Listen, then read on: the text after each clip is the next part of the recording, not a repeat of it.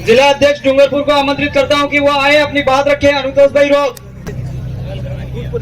सबको जय जोहार। एक बार जोरदार नारा लगा लें।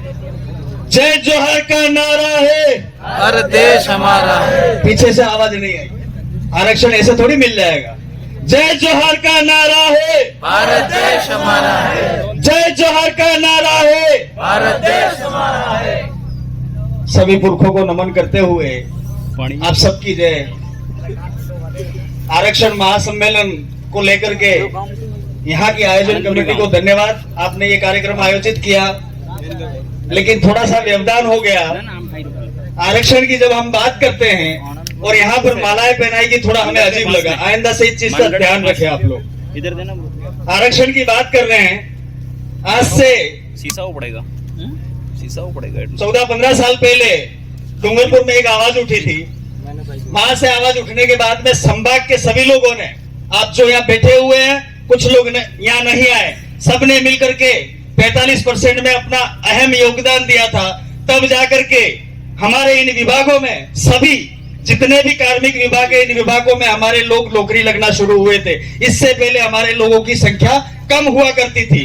मैं आपको विदित करना चाहता हूं, अगर आरक्षण की बात आती है, सबसे पहले हमें अनुसूचित क्षेत्र के बारे में जानना पड़ेगा। हमारे यहाँ पर बात जब आई, ट्राइबल सब प्लांट एरिया करके एक योजना आई, टीएसपी क्षेत्र करके हमारे यहाँ के नेताओं ने इस क्षेत्र को ही अनुसूचित क्षेत्र से हटाने का काम किया। हमने भी उसमें आवाज बुलंद करी कि टीएसपी क्षेत्र है, हमें ये नहीं कहना होगा, हमें अनुसूचित क्षेत्र कहना होगा, तब जाकर के आरक्षण बचेगा।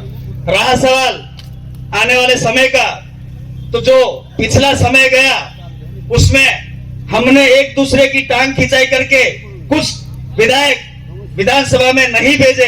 अब ये नहीं करके आपसे मैं निवेदन करना चाहता हूं, 2024 का जो लोकसभा का चुनाव है, वहां जाकर के अगर अपनी आवाज बुलंद हो जाएगी तो आरक्षण को लेकर के जो भाई वहां जाके बात करेगा, उस भाई को कम से कम ये ताकत मिलेगी इस जगह से।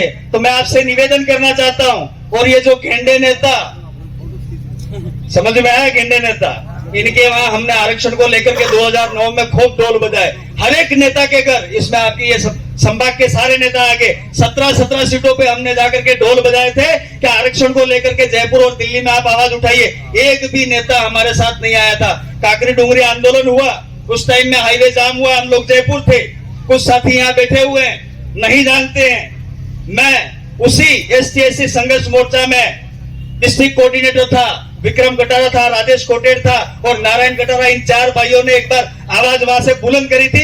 आप सबने साथ सहयोग दिया था, तब जाकर के 45 मिला था। मैं आप सबसे निवेदन करना चाहता हूं कि आने वाले समय में आप लोगों को इतना गुस्सा आना चाहिए, इतना गुस्सा आना चाहिए कि दिल्ली की कुर्सी पे हमारे राजकुमार भाई को हम लोग बैठ सके।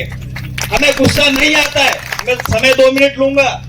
पिछले 5 सालों में बहुत सारे कृत्य ऐसे किए इन दोनों सरकारों ने हमारी बहन बेटियों के साथ गलत किया, हमें गुस्सा नहीं आया। हमारे भाइयों के साथ गलत किया, हमें गुस्सा नहीं आया।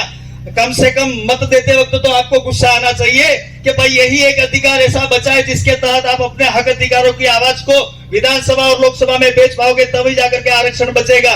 और आने वाले वक्त में इस मुहिम को आगे बढ़ाने की जरूरत है। जितने भी विभाग है, उस विभाग में जनसंख्या के अनुपात में हमारे लोगों की नौकरी होनी चाहिए। ये मुख्य हमारी मांग होनी चाहिए। इसी के साथ में एक बार मैं फिर से नारा लगवाऊंगा, लड़ेंगे जीतेंगे, लड़ेंगे जीतेंगे। जय जोहार का नारा है, भारत देश हमारा है। आप सबकी जय। फिर मिलेंगे, लोकसभा चुनाव हम सब मिलकर के जीतेंगे। धन्यवाद। जोहार।